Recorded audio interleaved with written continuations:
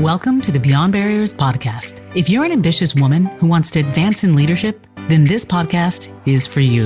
This podcast is co-hosted by Nikki Barua, digital innovator, serial entrepreneur, author, and speaker, and Monica Marquez, senior corporate leader, ex-Googler, and diversity expert. From inspiring stories to cutting-edge strategies, you'll learn how to develop the skill set, mindset, and tool set to get future-ready fast and accelerate your success. Hi, I'm Monica, your host for today's episode. Do you worry about being liked by others? Do you hold back from what you really think or want for fear of upsetting others? You see, the desire to be liked, whether it's right or wrong, has a critical relationship to power. The characteristics we tend to expect or accept in women, like modesty and humility, are not the qualities that get professional recognition, which is unlike the qualities that society likes to see in men, such as self-confidence and assertiveness. These are the qualities that get talent ahead in their careers. However, women who are self-confident and assertive usually experience pushback for breaking the social norm. The bitter reality is that no matter how hard you try, there will always be people out there who don't like you. Learning to be okay with that is hard work, but you'll like yourself so much more for it and have a more fulfilling career. Meet our guest, Amber Chenevert, Group Director of Strategy and Insights and Culture Studio Lead at VMLY&R, who is also familiar with these roadblocks herself. Her parents raised her not to worry about being liked, but rather to treat everyone fairly, and that has earned her respect at work. As an expert in marketing and building brands, she allows herself to be challenged. She has always been a deep thinker and described as wise beyond her years. Join us as she shares and teaches us about setting boundaries, living out your purpose, and giving people opportunities to tell their stories. Visit IamBeyondBarriers.com, where you'll find show notes and links to all the resources in this episode, including the best way to get in touch with Amber. Welcome, Amber. Thank you so much for joining us on the Beyond Barriers podcast. We are thrilled to have you here and learn more about you and your journey. I'm really curious. You have an amazing background, and I'm looking forward to just digging right into it. But let's share with our audience right now, because I'm sure they want to know, who you are, your journey, and kind of what led you to where you are now in your career. Yeah, so I have always been someone who has been curious about the world around me. I was very fortunate in high school to figure out what I wanted to do early. I wanted to be a corporate attorney and also potentially a child advocate attorney until I did a project in high school where I had to design and market my own product. And I decided that it was really important with my team member to do research with all of the different groups for our brand called Color Me Hosiery that changed colors when you washed it in cold water or warm water. And we figured it would work because our doll's hair would do that. And it was also made from nylon. And so when we submitted the project, apparently I had done 10 pages of research. And did some target segmentation, all these things that I wasn't taught to do. And my teacher said, this is really advanced for you. You're 17. I didn't tell you to do this. She said, most students gave me a paragraph. You gave me 10 pages. And she said, and I know you wrote all of this because you make deliberate grammar, she called them mistakes.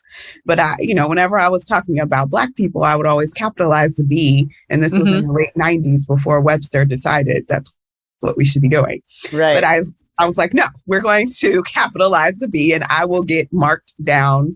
I'll take the A- because it's right. And that turned out to be right. But anyway, when she said to me that, oh, you could do this for a job, if you really enjoyed it. And that was it for me. I went to college. I chose to be a marketing major instead of advertising because there was more, math involved. I went on to get a master's in advertising. I worked in advertising. I got a PhD in advertising. I taught collegiate for a while. That wasn't great. I went back into the agency. So I am here now. And this is all I've done because I love to really understand people, to understand how to connect with them. And then also for the purposes of a business end. And so that's how I got here. Conceptually, getting the PhD, there was plenty that I learned in that process, like focusing on culture, entrepreneurship, and consumer activism and how consumer groups have moved and pushed change by way of their purchase. That has impacted my work and it continues to do so. But ultimately, what I've learned is to the extent that I can get down to the bottom of things, which my PhD program forced, then I can be successful, not just in my work, but also in my personal life as well. Wow, that is so powerful to really, have the confidence, right, of being able to, no matter what you do personally, professionally, that you have the competency and the aptitude to like figure it out, right? And that in and of itself helps you move forward. Can you talk about, because you've overcome a lot of adversity, right? And if you really, you're an anomaly in terms of, all of the education that you have and the clarity that you had early on of like the marketing and it was almost kind of that natural kind of like effortless kind of skill set that came to you. Can you talk about how, maybe fears and maybe limiting beliefs, did you ever struggle with that? And how did you push forward through that? Yes, I have lots of insecurities. And I always have. I've always been, and it wasn't until I got some clarity. I mean, I'm in my 40s now, my early 40s, but like it took me a while to get clarity in my voice. Like I've always been a deep thinker. My mother used to say growing up that I was too smart for my own good. I would ask, very particular questions about the world around me and what was happening. And I was a deep thinker. And she would just say, young lady, I just need you to relax and go play for a little bit because it's doing too much. But I think my voice has always been a bit beyond my years, and it made me a little bit insecure when I was younger, because sometimes I know that I would be processing things in a way that sometimes teachers and adults weren't doing, or people around me who were, say, more senior, they weren't doing that. And I worried about putting them in a corner. From like a conversation perspective, them not being able to get out of that corner and sort of blaming me for their own lack of knowledge or experience. Right. And I struggled with that a lot. But I think being a college professor actually worked a lot of that out of me, because it helped me to approach my conversations and my experiences and what I bring to the table as an educator. And that's not about overpowering others with one's intellect. It's about sharing and offering exchange and then being able to redirect and also asking really great questions, like really great questions that offer people the opportunity to challenge their own thinking. Without necessarily lecturing to other people. Because even when I was in the classroom full time, I still didn't like sort of lecturing. I liked having conversations, and I liked people to have space to be able to disagree, to bring all of whatever they grew up with to the table. And let's interrogate it and let's think about it. If we are, going to be serious scholars, or we're going to be serious business people, then we have to be willing to, have those conversations and allow ourselves to be challenged. And I allow myself to be challenged all the time. And I think that that's something that people see as a value in me and that I also want to deliver to others.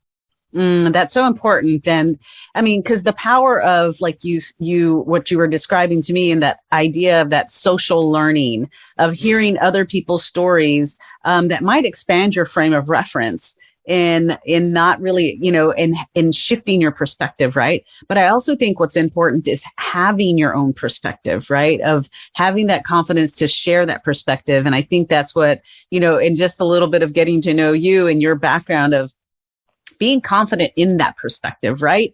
And in a sense, it's kind of building that personal brand of yourself or that reputation of being able to share that perspective or tell your own story. Can you talk a little bit about that? Because I think, one, you're an expert in the idea of marketing and branding and those types of things, but it's just as important for a company or a product or a business.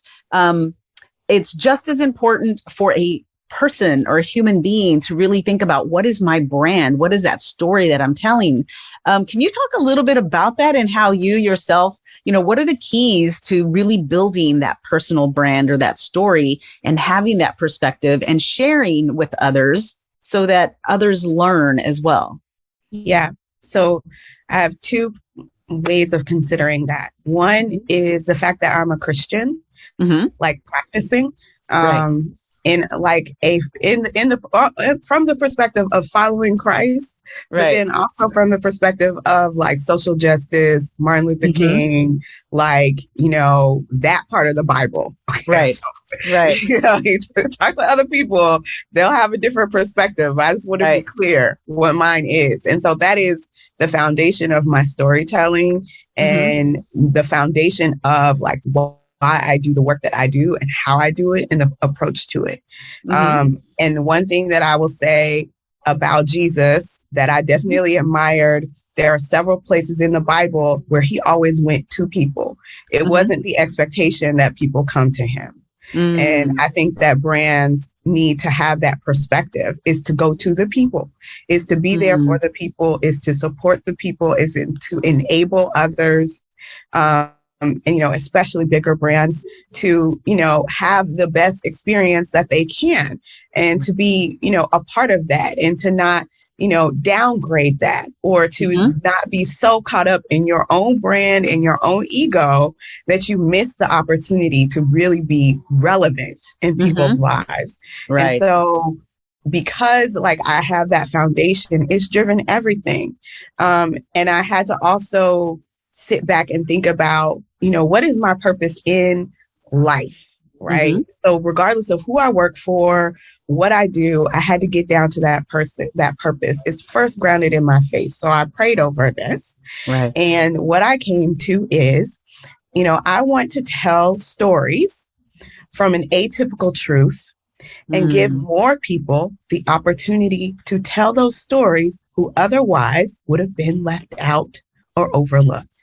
If I can do that, it doesn't matter if I'm working for myself, if I'm working for a big advertising agency, if I'm volunteering, if I'm doing that, then I am living out my purpose and then I am the happiest that I can be. And plus, I also believe I'm doing what God has called me to do in this life. So if I'm doing that, I'm good.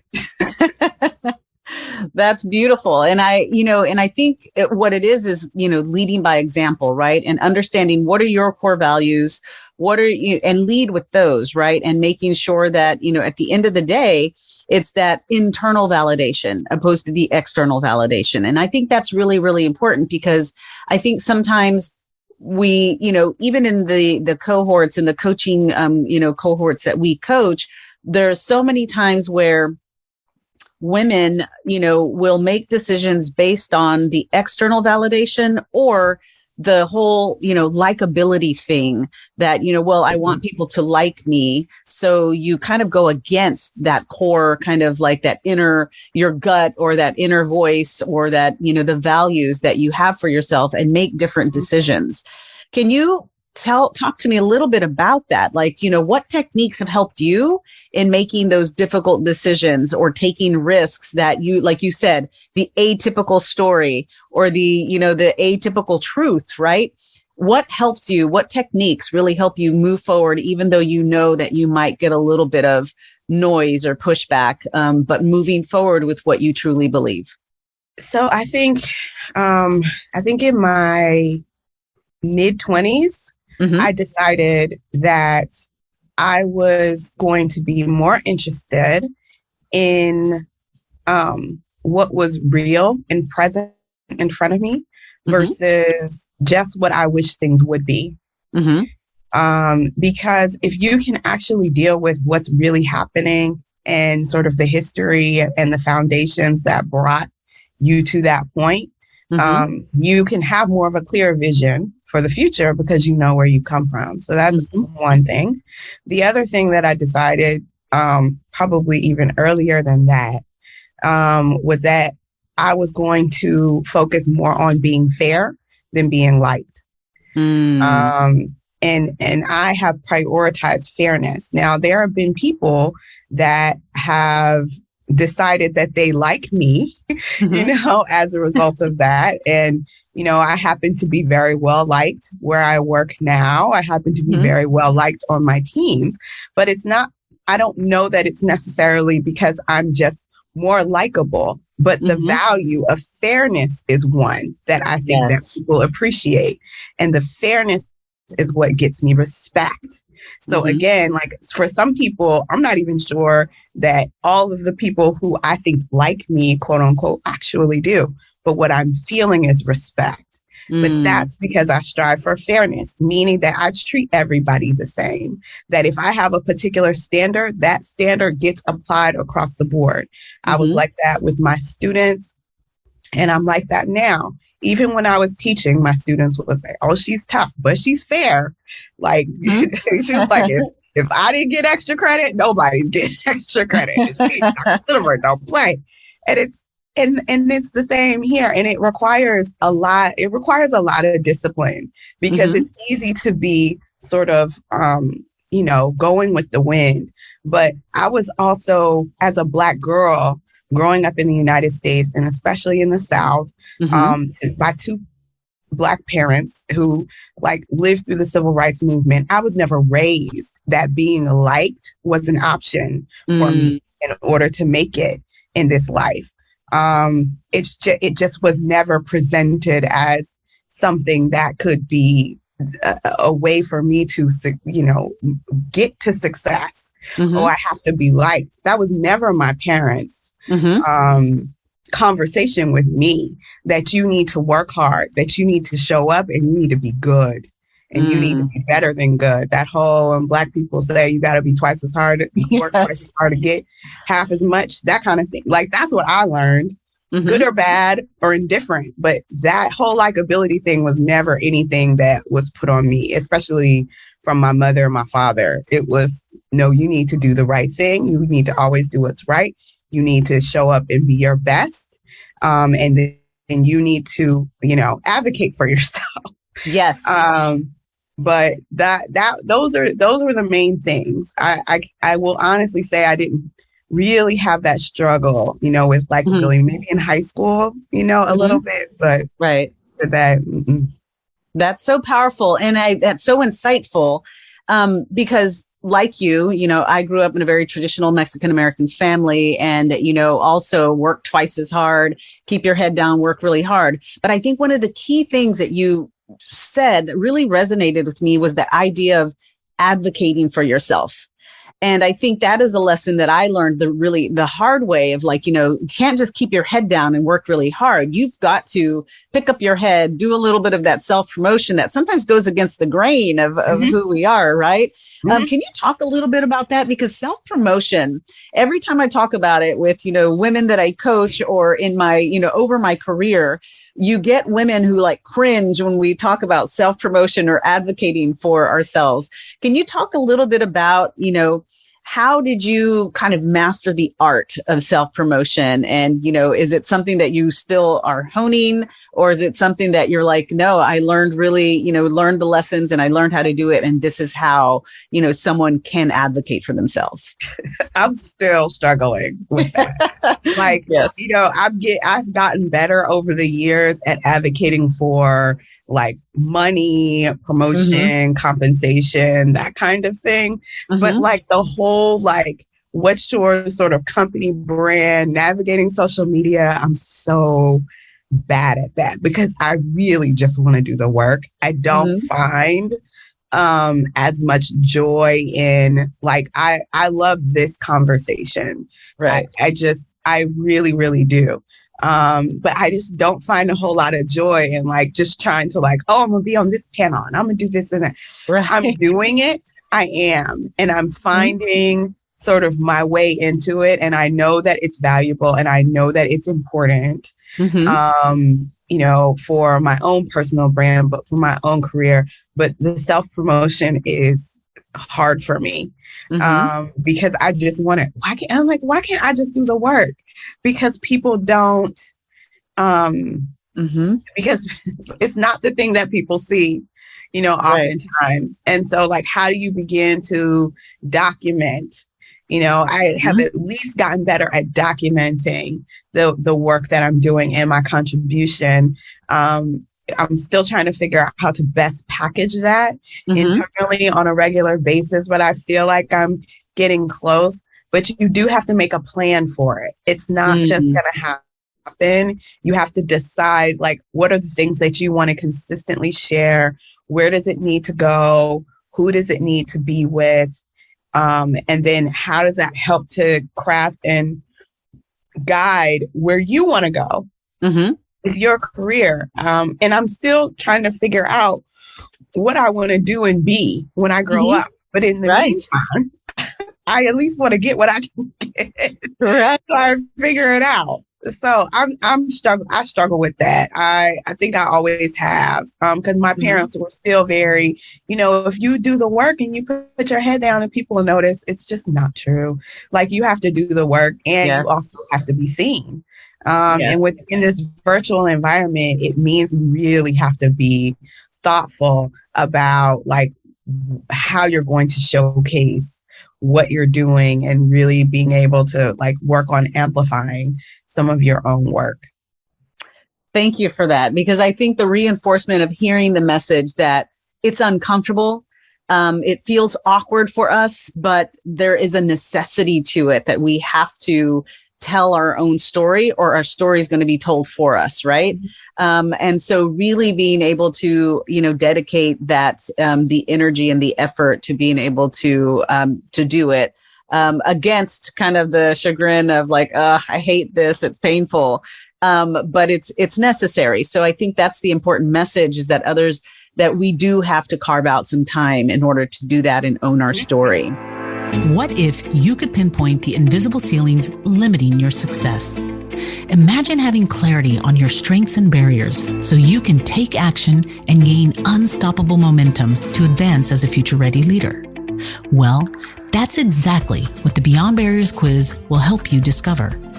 You'll get your personalized score based on the 25 essential elements proven to accelerate success in the digital age, so you can understand what's holding you back and where to focus your efforts. The Beyond Barriers quiz is completely free and takes just a few minutes.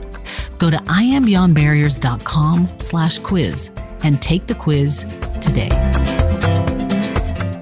I want to shift gears a little bit and talk about what you've mentioned a little earlier. One, you're a deep thinker. And you have mentioned lots of times of really thinking about, even when you're talking about your self-promotion, and, you know, just put some thought into it. And so to me, it seems that you have a probably habit or daily ritual of, you know, carving out that time to think. And I don't think sometimes people realize how important think time is. And how it can really help you in that, you know, career. So can you share a little bit about, you know, as being this natural deep thinker, are there any daily habits or rituals that you do in order to kind of give yourself that time to think? I ebb and flow. But I definitely am a huge believer in journaling. I don't do it every day. But that was a practice that my mother started in me when I was little. that I continue to do. I have one journal. I have several journals, but one of the journals that I enjoy the most is one where I keep a personal journal that, kind of talks about my life and my experiences, but by way of lessons I've learned. So I think I started that one when I was like 26, and I have several since, I started it, because I'm 42 now, but I think I'm up to less than 105, I think, at this point.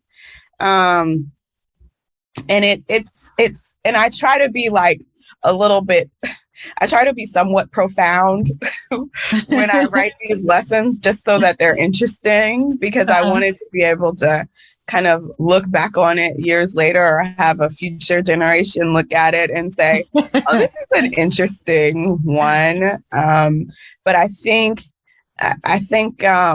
it's important to sort of chronicle what you're learning along the way.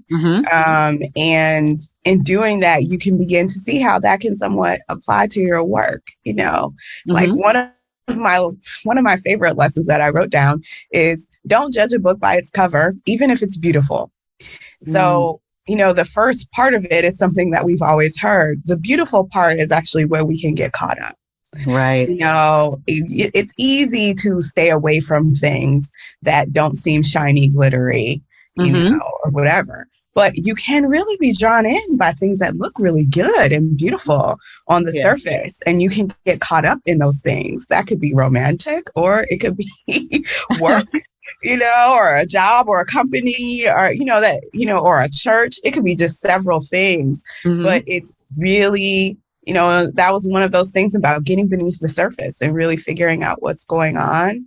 But I think allowing yourself time to process and write and dream is so important. Like to imagine in the future and what things can be for yourself, even when nothing seems like it should, like it's fallen into place. And just to allow yourself to have that hope. So I think those are the things that I do consistently. Now, I don't always do them every day. Sometimes I get caught up in the day, just like everyone else. But just really understanding that we need that space. The other thing that I will say is, one of my, I won't call her name, but one of my former church members from when I lived in Texas posted up something on Facebook that was just so profound to me that I need to write down. But she said, do not get upset with your family for violating boundaries that you have not set. Meaning that, if you need space and time for yourself to do a particular thing, you need to express that to your family and the people who live with you and your friends, so that you can have that space and time to do that. Because otherwise you're going to be frustrated, because you'll have people all around you always violating that time, but you have not set that boundary. So I think that's the other important thing is for all of the things that are really important to you. It's important for you to set those boundaries, especially with people who love you. Because everybody wants to be in your face. Well, they love you all the time. And you just like, wait a minute, I need a moment. Right. And so, that is something that I have to make sure that I do for myself as well, is just set boundaries. That is so powerful. And I think that's the one thing that we may have boundaries, but have we communicated those boundaries? And I think that's the important thing. It's very similar to how we always say you have to have clarity, right? Clarity on the boundaries that you need, or clarity on the things that you want and how you're going to get there. And usually you have to carve boundaries or place those boundaries in there so that you can get those things. And if you don't have the clarity and you don't set the boundaries, then how are you going to get there? Right. I think that's so powerful. Yeah, absolutely. Now, talking a little bit about, boundaries and people who are close to you, because a lot of the times we hear the saying, right, it takes a village, right? So if you have clarity on the goals that you want, you're communicating those boundaries, how has community played a part in your career and in your success in terms of leveraging your community? what would you say about that in terms of, not trying to do everything on your own or being isolated in your own kind of career? Mm-hmm. Oh, I mean, community has meant everything to me.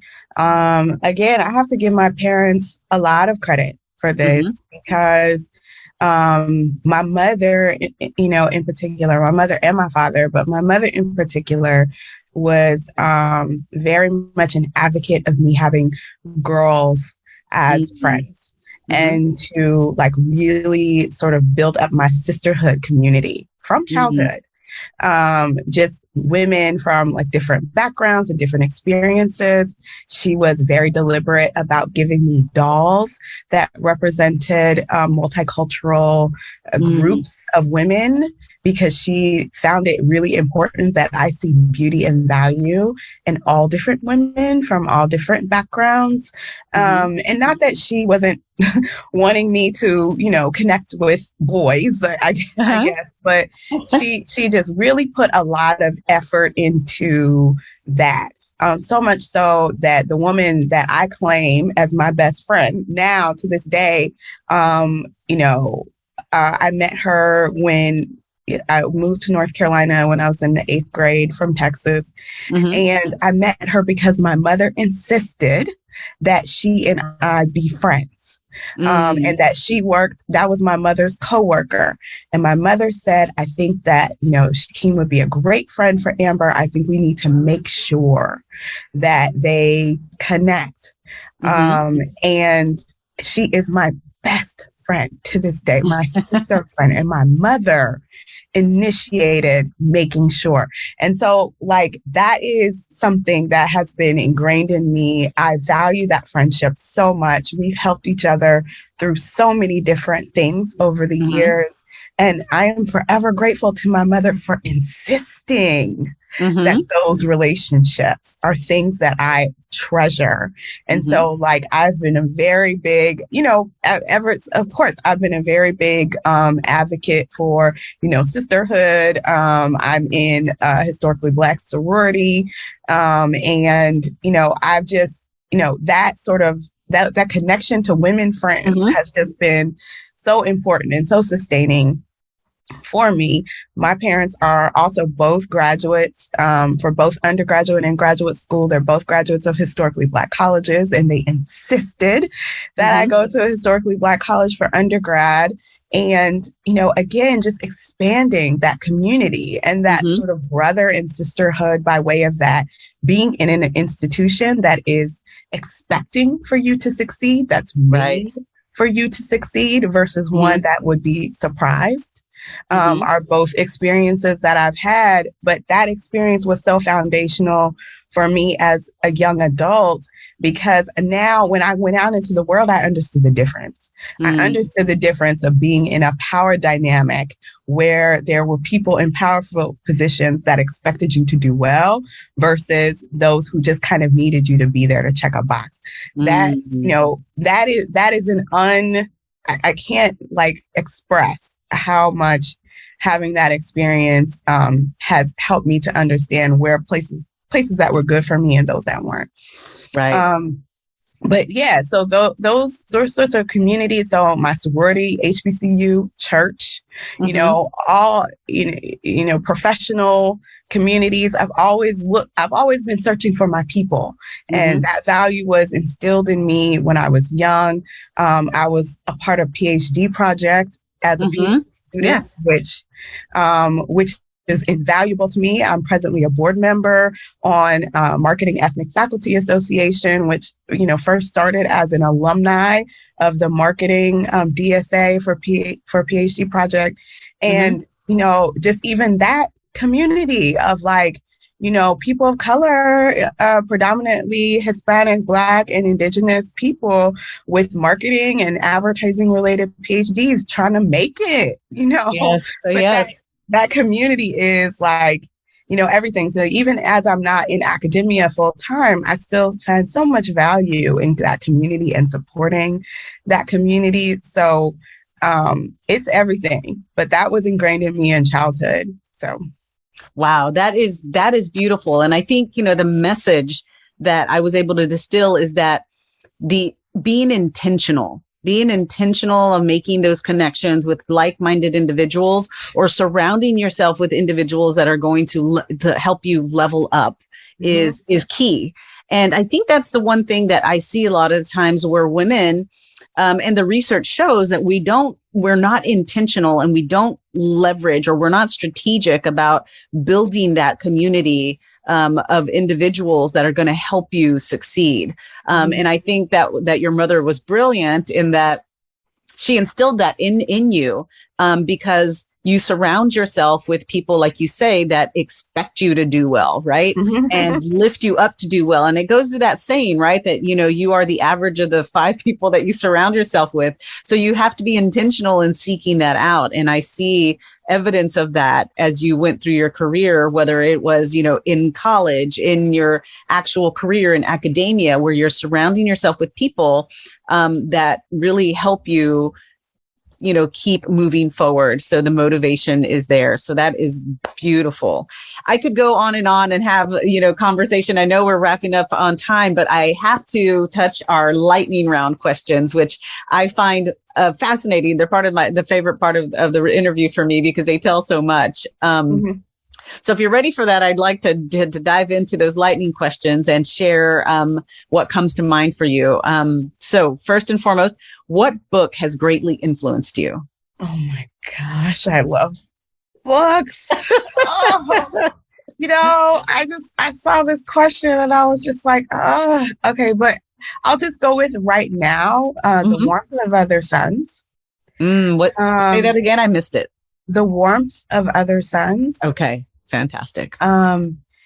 Because I think in this moment right now, we're seeing all of this violence. And I think it's important for us to capture, based on our own history in this country, and whether you're an immigrant or, you've been here for multiple generations, you have people in history in this country. And it's so important for you to know what that is, so you can understand context. Like, when you understand, at least for me, when I understand the history of violence that even made this country what it is, and how much this country has benefited from labor exploitation and so many other sorts of exploitation and violence, then what's happening right now makes a lot more sense. It doesn't make it better, but it makes more sense. And then when you understand where things are coming from, again, you know where you're headed. So that book right now is the one that kind of helped. I'm definitely going to look into that one. What is your favorite inspiring quote or saying? Okay,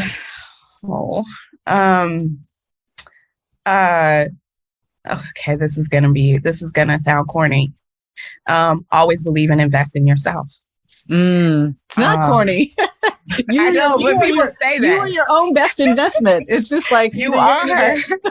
You are, but believing in yourself, even when people who love you are unsure or will doubt you. That's the hardest part. Yes. You're always like, it's always one thing for people to be sort of naysayers that don't know you very well. But when it's like a family member, or if it's a spouse or a sibling or somebody that you've known for a long time, it can really be hard. And then you start to question yourself. So it's really about like knowing what's right, doing what you think is right. And like my mom used to say, the people who love you, they'll come around. That's so powerful. What is one word or moniker you would use to describe yourself? A perseverer. Yes. Or someone who perseveres. I don't even know if perseverer is a real word. It'll be your word. It'll be my word. Yeah. Yes. Because I think a good lesson and a hard lesson that I learned is that for many things, most things in life, being smart isn't good enough. It might just get you in the door. But perseverance and emotional intelligence will take you over leaps and bounds. And so that's what I learned as a PhD student, that being smart just got me through the door. But to graduate and finish with all of those egos and with all of the pushback and everything that could keep you from succeeding, that perseverance and emotional intelligence is what will get you through. That is so insightful and powerful. I love that. What is one change, a habit, a behavior, action that you implemented that made your life better? Taking rest seriously, but then understanding the dimensions of rest. There's this Instagram like group that I follow called the NAP Ministry, NAP Ministry. Okay. The NAP Ministry, and it's faith-based, and on the surface it seems like really kitsch and cute, but like they really talk about the value of prayer as part of rest, connecting with community and loved ones as part of rest, of course getting your sleep as part of rest, taking naps, but just like being in community is rest. Engaging in your faith is rest. Like all of these aspects of rest that I had not considered, and like really dedicating time to make sure that I'm practicing some aspect of rest beyond sleep every day. And that has reduced my stress level.